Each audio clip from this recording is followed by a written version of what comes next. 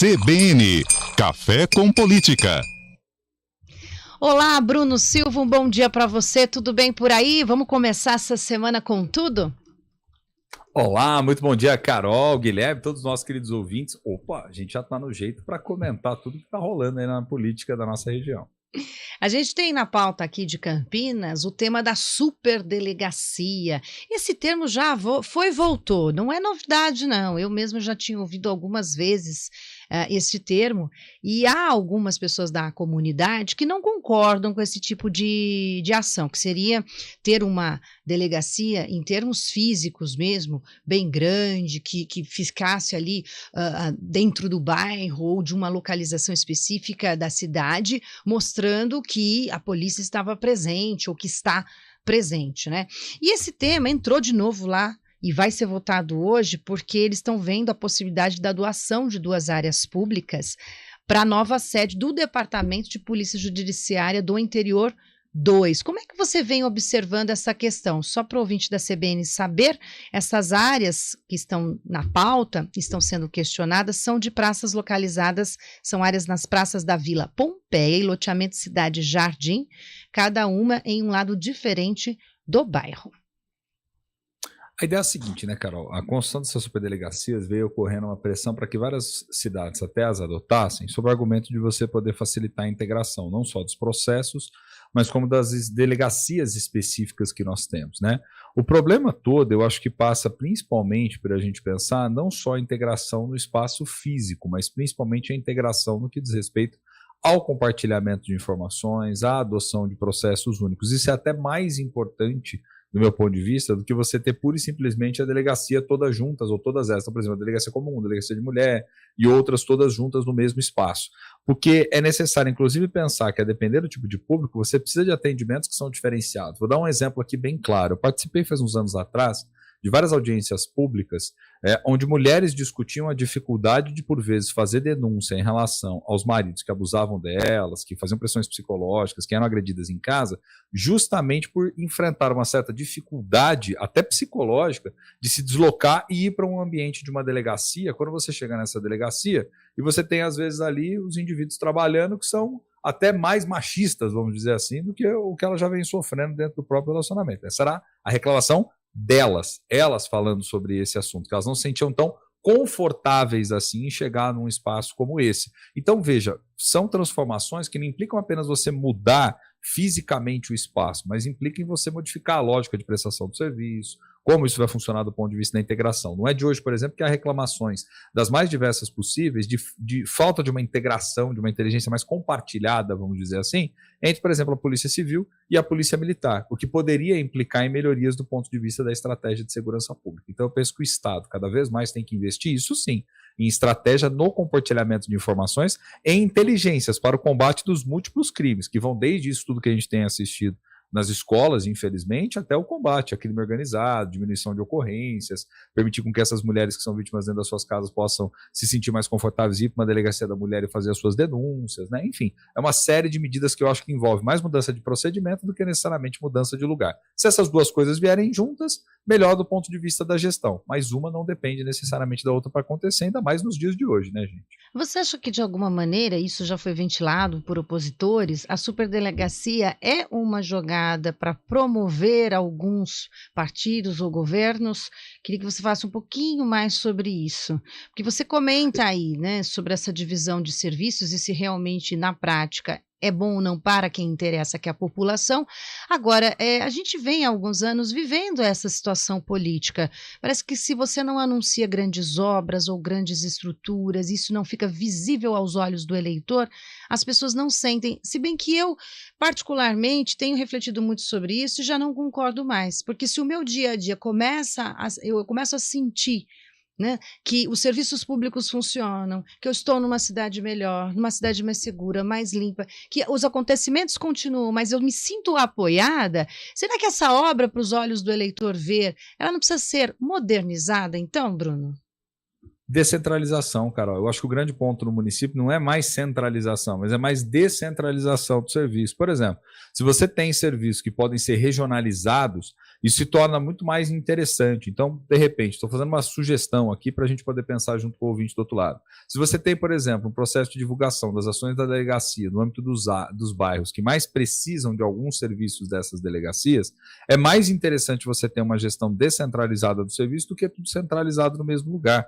Porque, veja, se o objetivo é fazer com que a população utilize o serviço, veja que ele tem mais qualidade, se aproxime dele, a ideia é justamente você o quê? Você desengessar, você desburocratizar os processos. E não necessariamente você criar um lugar onde você vai, né, modernizar tudo isso. Veja, quando eu digo isso, é interessante a gente pensar que, novamente, que as duas coisas caminham juntos. Vou dar um exemplo de uma política pública no estado de São Paulo que funcionou muito bem centralizando o serviço, que foi o poupa-tempo. O poupa-tempo funcionou muito bem centralizando isso no mesmo espaço. Só que, veja, não foi só uma mudança de espaço físico, foi uma mudança na gestão de vários dos serviços que são oferecidos, que vai desde questões, né, de emissão de RG até CNH e outros tantos. Então, se essas delegacias elas forem para o mesmo lugar, na forma de criação de uma superdelegacia, e houver, de fato, uma modernização do sistema, uma desburocratização dos processos, uma facilitação para as pessoas poderem, né, acessar até lá e criar, inclusive, canais digitais que possam envolver, em alguma maneira, uma proximidade melhor, uma facilidade melhor de serviço para o cidadão, aí o esforço vai ter valido. Agora, se é pura e simplesmente centralizar para dar essa impressão, como você disse, que muitos dos governos apostam sim nisso, né, dar essa impressão de que, olha, estamos criando, estamos fazendo, né, estamos construindo aqui, e não mudar a qualidade do serviço, aí de nada vale, no final das contas, para a população. Se torna muito mais medida política eleitoreira do que eficiência em termos de prestação de serviço público, Carol. Pois é. E aqui, Bruno, na pauta de hoje, eu tô analisando ela aqui mais profundamente, tem uma votação daquela questão do reajuste de 12% no dissídio dos funcionários, servidores da Câmara, não dos vereadores em si, mas tinha uma aqui que me chamou a atenção. A proposta, que tem como base uma decisão do STF, cita outras cidades, de instituir a partir de 2025 direito ao 13º salário e às férias anuais remuneradas com acréscimo de 1/3 do valor do subsídio aos vereadores da Câmara Municipal de Campinas. Então, estão buscando os vereadores essa proposta em primeira discussão, assinada por vários vereadores, se não todos, né? Há dezenas aqui, buscando instituir, então, 13º salário com 1/3 e esse período de férias para os vereadores, Bruno. Isso é comum, então, não é? Como funciona? Então, Guilherme, você sabe que esse é outro debate, né? Afinal de contas, vereador recebe salário ou é subsídio? Porque se é subsídio, você não precisa fazer 13 parcelas. Se é salário, ok, você até pode pensar nas 13 parcelas, mas até onde eu entendo, é subsídio. Se é subsídio, significa uma ideia assim, ó, é o auxílio que você tem por mês na prestação dessa tarefa pública. É diferente, por exemplo, de um cargo concursado, né, onde o funcionário vai lá, presta concurso público, é contratado sob o regime de CLT. Porque senão daqui a pouco vai ter vereador propondo, por exemplo, seguro-desemprego, né, para vereador. Então, assim, eu perdi as eleições, acho que eu tenho direito, sei lá, a 6 meses de seguro-desemprego de vereador, né? Então, assim, tem que tomar cuidado com algumas coisas, né? Porque a galera também gosta sempre de avançar muito mais sobre o Estado, criando certos favoritismos, tentando criar penduricalhos, tentando reforçar certas coisas que, por vezes, a gente precisa tomar cuidado para isso não virar uma série de privilégios só para a classe política, né? E quase não tem, né, diga-se de passagem, né? Quase não tem. Eu ia fazer esse comentário, aí você foi mais rápido, vai, Guilherme. E tem um outro ponto aqui, Bruno, que está acontecendo neste momento, não sei se vocês se lembram, se você lembra, Carol, daquela proposta de colocar uma área para descanso, refeição e banheiros para uso dos motoristas e fiscais de ônibus municipais aqui de Campinas. Está tendo uma audiência pública nesse momento discutindo esse tema. Por que nesse caso tem uma audiência pública, Bruno? O que difere um tipo de proposta de ter ou não ter uma audiência pública? Na verdade, não tem uma regra que obrigue, né? Exceção do orçamento, que é obrigatório você ter audiência pública, os outros projetos, os vereadores podem sim convocar audiências públicas, entendendo a importância e a relevância, ou até mesmo para criar um fato político, viu, Guilherme? A questão toda é essa. Ele pode criar um fato político em cima e dizer, olha, quero dar visibilidade a essa medida, chama uma audiência pública, chama lá representante do Poder Executivo, representante dos segmentos que vão ser, profissionais que vão ser impactados, e a partir disso transforma isso num fato político a fim de mobilizar a população, de mobilizar os órgãos de imprensa e assim por diante. Então não é obrigatório, nesse caso, fazer uma audiência pública, mas fazendo, eu acho sempre interessante. Por quê? Vamos lembrar, a missão do Legislativo é debater as políticas da cidade. E nada melhor do que quando você debate medidas que mudam algo na cidade, você chamar a sociedade para poder participar. É claro que não medidas corriqueiras, né, gente? Mas tudo aquilo que impacta, por exemplo, a organização de um serviço. Então, sei lá, vamos supor que amanhã surge um projeto que vai mudar as linhas do município, vai ter uma nova definição sobre isso. É interessante você chamar a população para poder entender, ouvir, conhecer as necessidades, onde dá problema e etc.